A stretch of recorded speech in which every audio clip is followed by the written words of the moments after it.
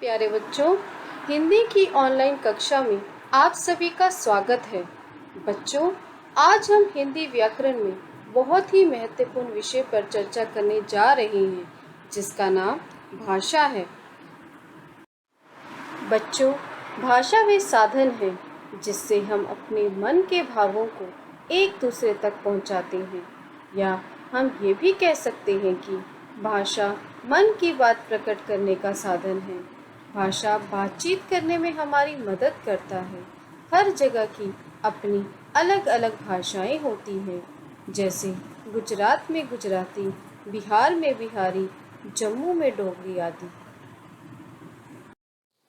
बच्चों, इस चित्र को ध्यान से देखो। इस चित्र में बच्चे खेल रहे हैं, गोल गोल घूम रहे हैं और गाना गा रहे हैं।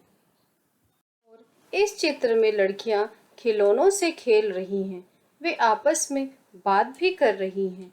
ये भी भाषा है। बच्चों, भाषा दो तरह की होती है। एक है मौखिक यानी कि ओरल, और दूसरी है लिखित यानी कि रिटन।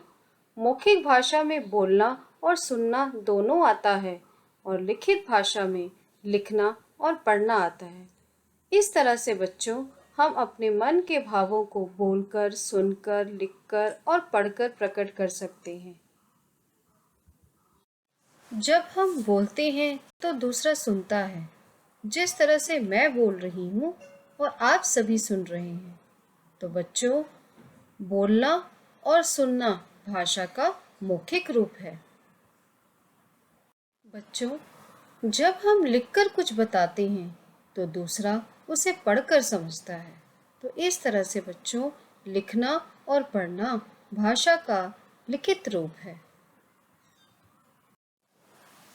बच्चों, यह आपकी हिंदी व्याकरण का पाठ 3 है, जिसमें पहले 2 चित्रों में एक व्यक्ति अपनी मन की बात प्रकट कर रहा है और दूसरा उसे सुन रहा है। ये भाषा का मौखिक रूप है, जिसमें बोलना और सुनना आता है। अगले 2 चित्रों में रानी पत्र लिख रही है और माँ किताब पढ़ रही है। बच्चों, ये भाषा का लिखित रूप है, जिसमें लिखना और पढ़ना दोनों आता है। इस तरह से बच्चों, आज हमने पढ़ा कि भाषा एक ऐसा साधन है जिसके माध्यम से हम एक दूसरे तक अपने मन की बात पहुंचाते हैं। भाषा 2 तरह की होती है, मौखिक और लिखित। हम बोलकर, सुनकर, लिखकर और पढ़कर अपने मन के भावों को प्रकट कर सकते हैं।